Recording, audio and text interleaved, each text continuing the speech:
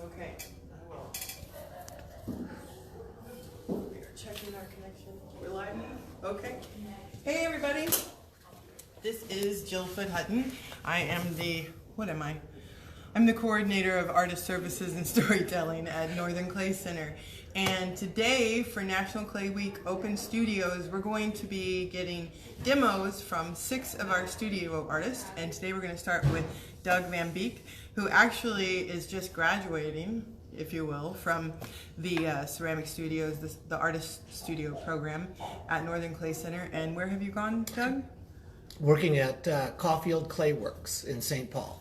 Awesome. So Doug is going to show us one of his cooking pots. Doug goes all around to Ren fairs and he'll tell you more about that. But the studios are open today at Northern Clay Center, and we're just working out here just to the side of the Glaze Kitchen. So we're also going to be building a collaborative sculptural project with pieces from what the artists are demoing. And so if you're here in the cities, stop on by and get your hands dirty. We would love to play with you. Happy Clay Week, everybody. Oh, hey there everyone. So what we're going to do today is we're going to build 1, maybe 2 cooking pots, put feet and handles on one, and then that cooking pot is going to be the anchor of this collaborative sculpture piece. Let me give you a quick little introduction to the cooking pots. This is a completed cooking pot.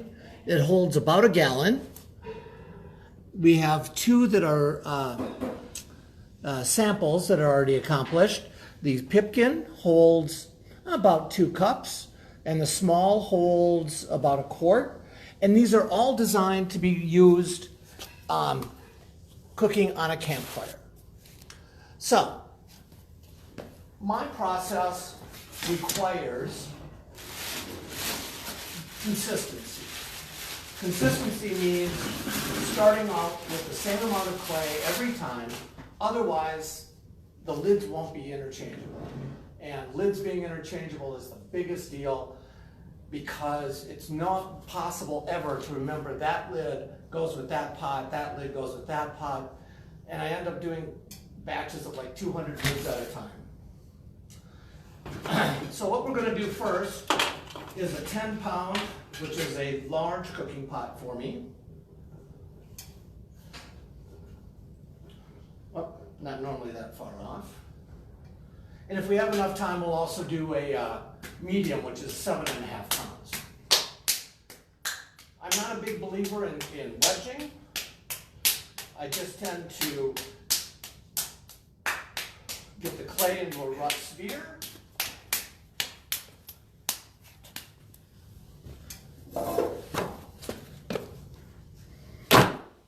And we get it onto the wheel. We all have different capabilities, talents, skills, and abilities.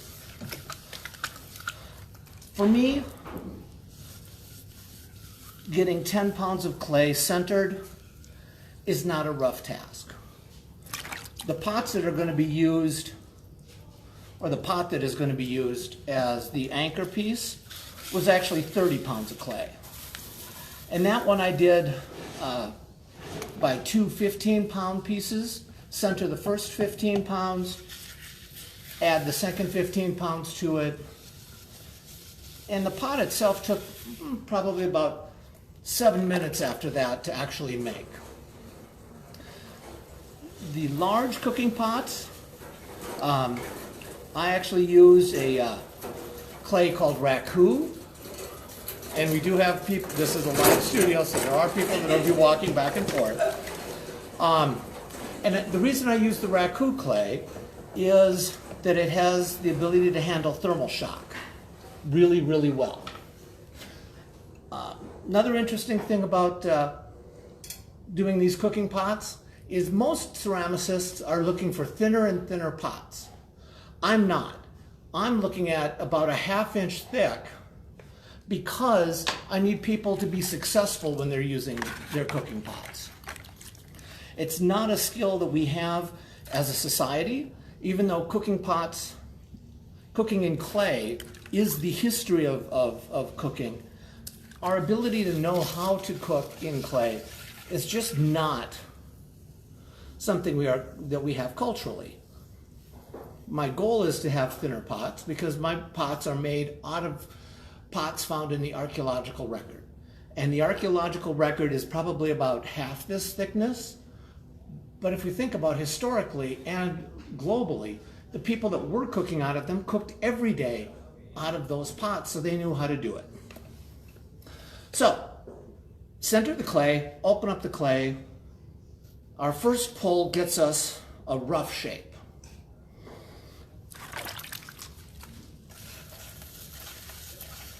Second pull gets us close to our final thickness and pretty much gets us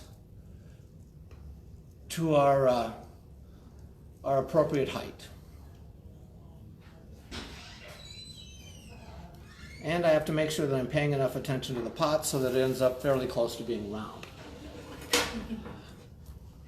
My pots, I make 4-inch diameter lids, 6-inch diameter lids, and 8-inch diameter lids.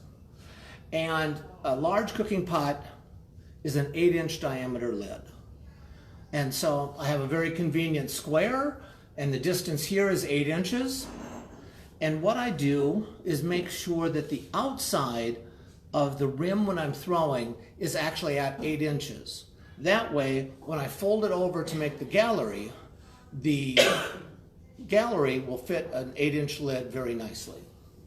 And we are right at that 8-inch size. Are you pretty good at eyeballing that at this point? After making tons of clay worth of pots, they do tend to come out that way. The 4-inch one and the 6-inch one that I made today came out exactly where I wanted them, which makes me kind of happy because it's been about a month since I've actually been able to be in the studio. I'll use a sponge on the inside and the outside of the pot to get a consistent surface. Especially for the inside, it's important because people want an easy, clean interior texture. It also gives what tends to be a nice curve to the outside of the pot.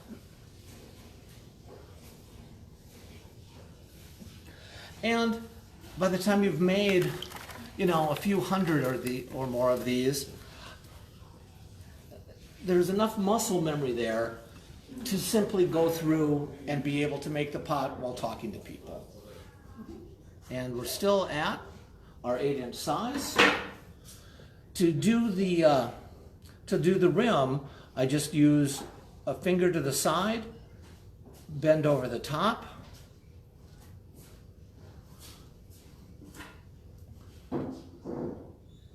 and we see that an 8-inch lid would sit in here very nicely. I try to minimize the amount of futzing that I have to do with the pots. I try to minimize the amount of trimming that's necessary because I'm trying to keep the price point of the pots down so that it's not onerous to purchase them. And by minimizing the amount of time that I have to spend, I am able to keep that price point down. So I trim off any excess amount of clay, and there'll be just very, very little trimming that'll have to happen on the outside of this pot. I also have a tendency to like using a metal rib to get the final exterior texture.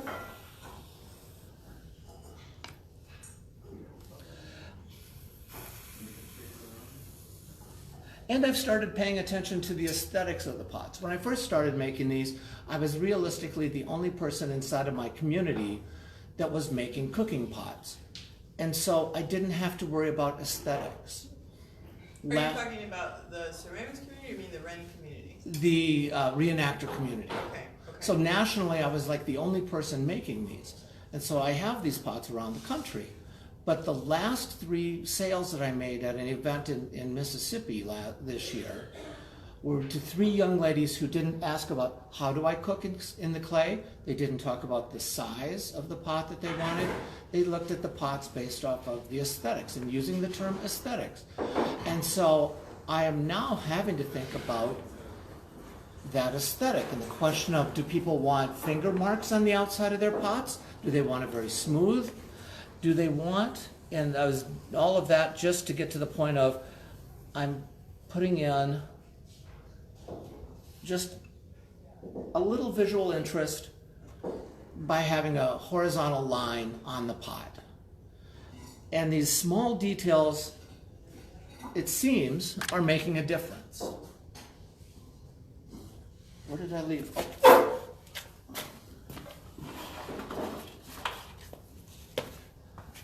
So, before taking it off the wheel head, cut it off the wheel head. I also have the bad habit of leaving my cutting wire around my neck. I know it's less than optimal to do that, but I started it in my first class like 10 years ago, and I can't get rid of the habit. But I always know where it is.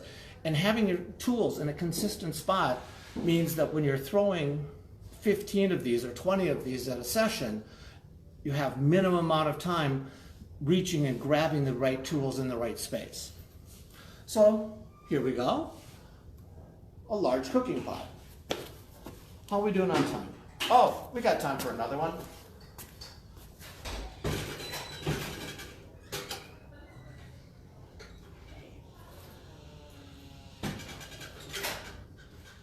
Is it porcelain or stoneware? This is raku. And I didn't get around to answering why I use it. Raku handles thermal shock really, really well. And I also fire these to cone 04. So they are low fired. Low fired means that they can take the expansion and the contraction of cooking in the fire much better than stoneware. Because stoneware, high fired, vitrified clay, becomes brittle, and it can't handle that in and out of the fire. So, got a 7.5 pound of clay, pound ball of clay. Let's make a medium-sized cooking pot. Mediums and larges both have 8-inch openings, so that one size lid can fit both pots. Smalls have a 6, and pipkins, the extra smalls, are 4-inch. Doug, you know a lot about the tradition of what these vessels were used for as far as like the food that's cooked in them. Can you talk about that? Yes, because I also do cooking classes, because people need to know how to use the pots before they actually use, because the purpose is to be used. They're not mantelpieces. So the 2 classes that I tend to teach, in the pipkins, what I teach is a baked fruit class, taking apples, pears, raisins, prunes, dates, combining with some honey, some cinnamon, some other spices, and cooking it in the fire. It tends to be about an hour of cooking time to have them come out really nicely. People have then taken that and said, okay, how about adding oatmeal? Because that's, an entirely correct period European food product. I know European foods much better than any other area. But if a person was doing Native American, you'd start with wild rice base. And people tend to think of medieval foods as being turkey legs. Well, turkey's New World product, so not at all. But most people actually ate a primarily vegetarian diet. So the main course meal that I do inside of the small size starts with either rice or beans or lentils as the base, and the pot about half full, covered with broth, And then vegetables, cabbage, onions, leeks, also potentially apples, quinces, pears, and to fill it up the rest of the way. And we use a little bit of, if people are carnivores, a bit of smoked meat or salted meat, because fresh is not available. You need to use preserved things, and smoked meats bring in a lot more flavor than fresh. And then it's a process of letting it sit in the fire for a couple of hours, and it's incredible. And I could have been throwing while talking all the way through that.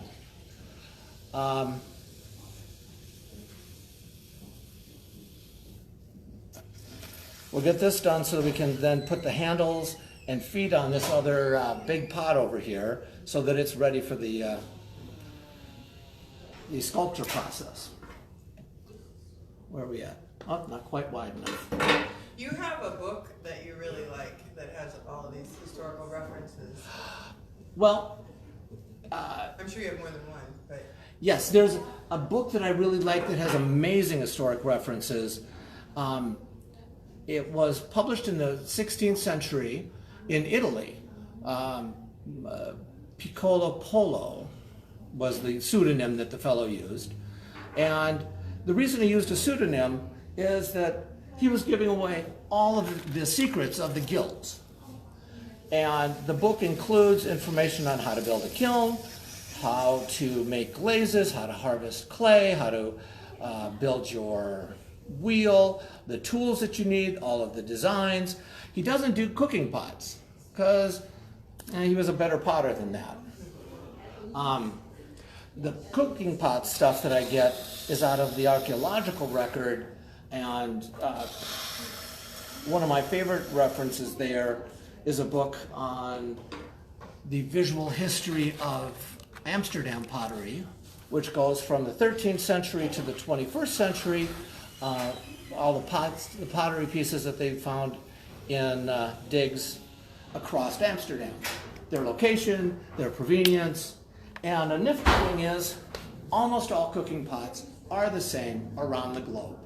Whether you're African, Asian, South American, North American, everybody's cooking pots look the same because you need to, form follows function.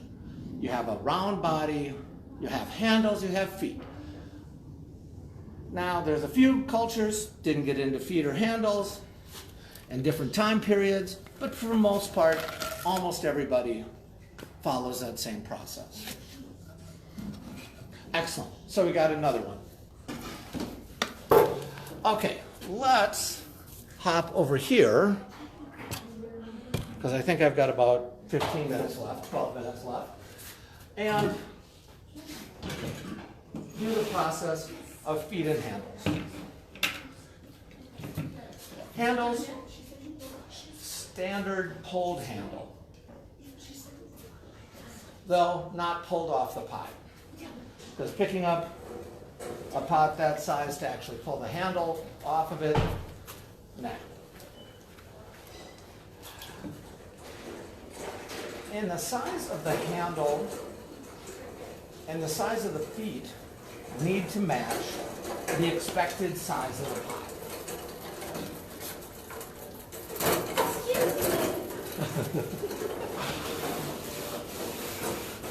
That was Elizabeth. She does incredible work. She does like cool, attractive things. Mine, functional. Hers, really cool. and she's an NCC teaching artist. And yes. So, I pulled the handle, set them aside for a moment. For my feet, I have a tendency to roll out some clay. And I'm sorry that I've ignored all the questions over here, but I'll get back to those later on. And what I do then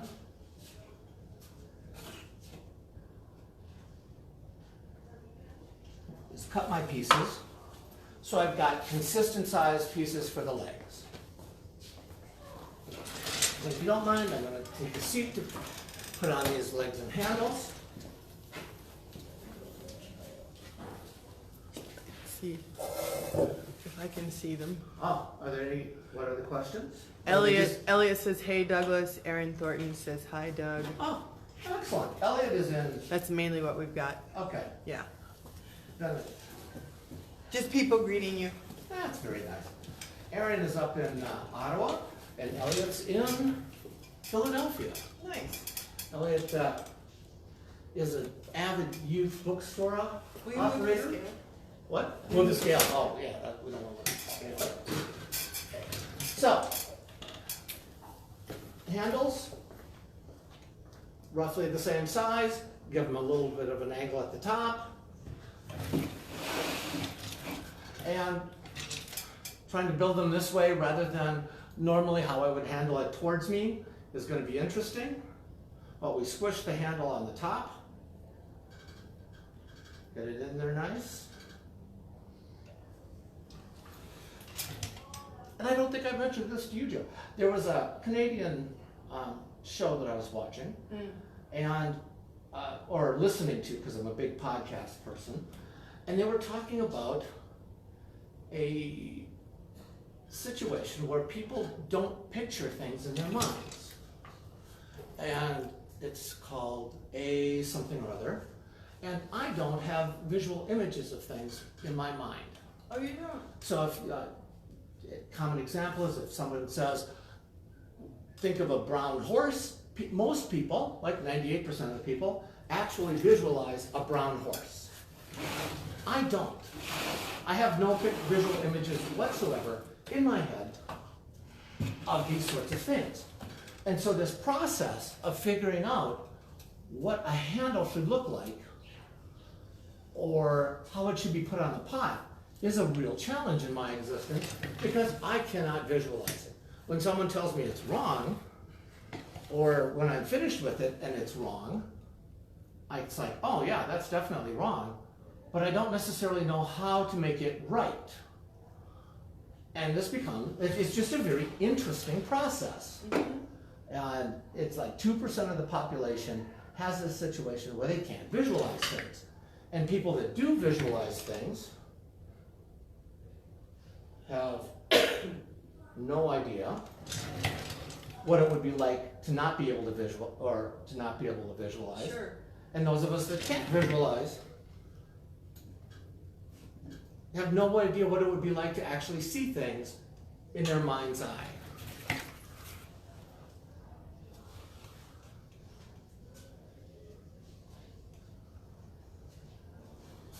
So how do you know, what do you do to work around that?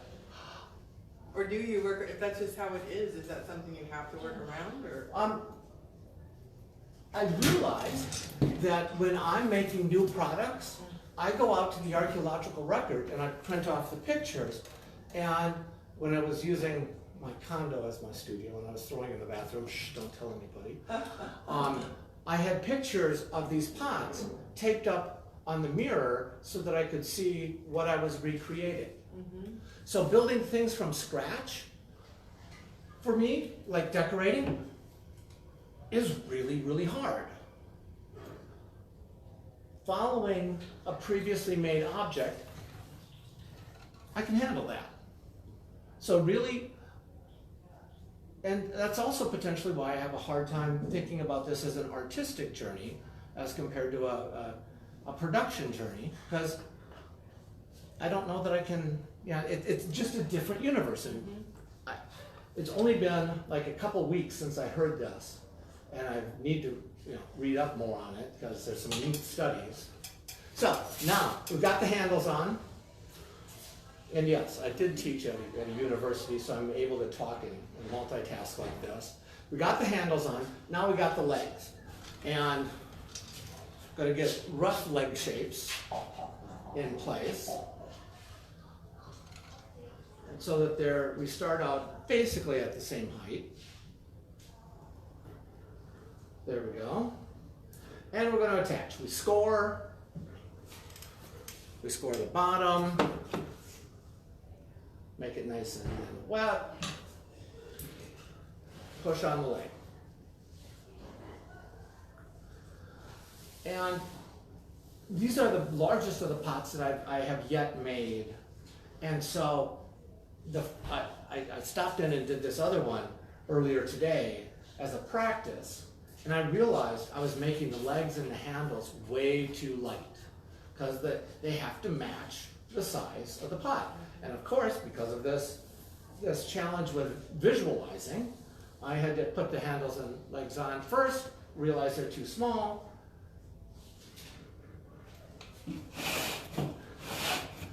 and then take those off and make better size ones.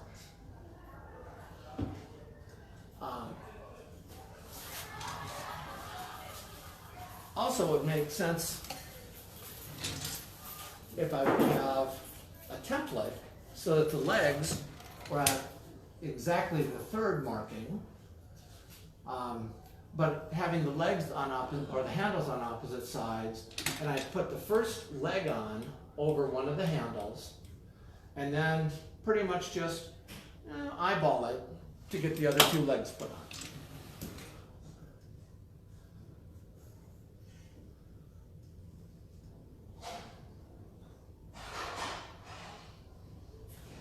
And these pots, the ones that we did as the thrown demos, those can be used in a fire.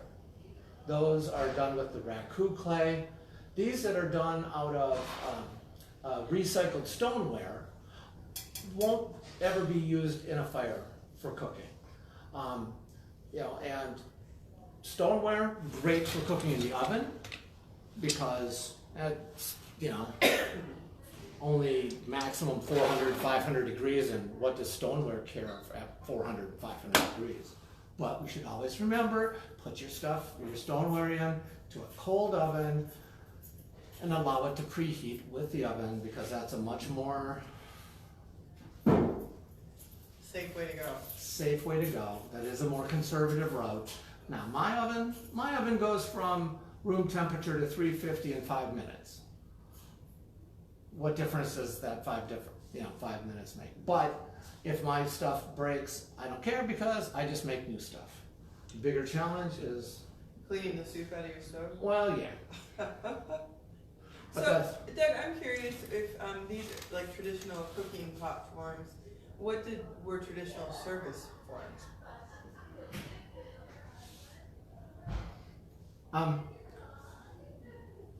Time period and location make the difference there. Okay. If we think about a world that doesn't have a lot of stuff, because stuff is expensive, you wouldn't necessarily have something different to serve out of than the pot itself. So you'd ladle out of the pot into a bowl, into a mug, and eat out of that. Oh, go ahead, you can go through.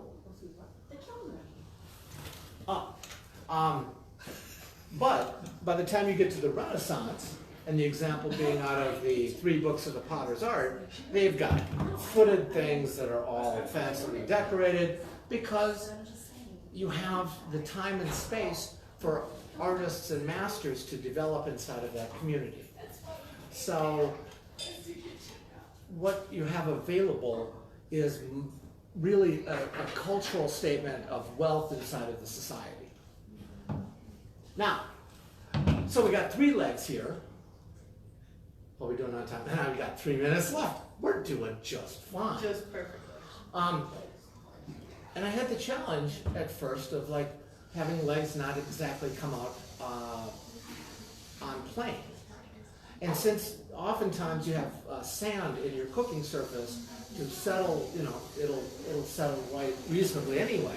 But what I tend to do is have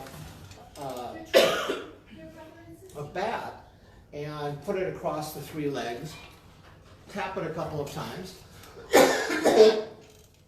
and eyeball it, that looks pretty much level. It also means that the feet have a little flat spot on them so that they sit a little bit better. Forrest Middleton sent some love. Yeah, who does? Forrest/Middleton. Ah, what a deal. Yeah. Do I know Forrest? Yeah, he was a McKnight resident here. Oh, what a deal. I also don't have a memory. Besides not being able to visualize, I don't have a memory very well. And so then it will sit nice enough. And for a maker's mark, I had a stamp made. And I put the stamp on,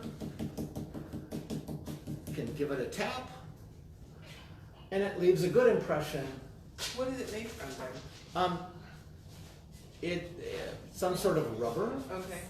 and I provided a PDF of the image, and it's a little otter with holding a cooking pot. And my love's mom was the person who did the design work. And with that, we've accomplished the end of our 30-minute demo. We've made 2 pots, we put feet and handles on one, and now this will be moving down to this end of the table, I think. Yep. And it'll be available for anybody to stop in and like add on to. There's artists now through about 6 o'clock that you should come in and watch because they're just amazing people. And Olivia is up next. Yes? Olivia Tani, yeah. She does. You got to see her stuff. It's just so cool. We're gonna break for About 30 minutes? No, like 15 or like 15 minutes. if that, yeah. Okay, As so long as it takes Olivia to get set up. short break, come back, and it'll be just fantastic. Yeah. Thanks much.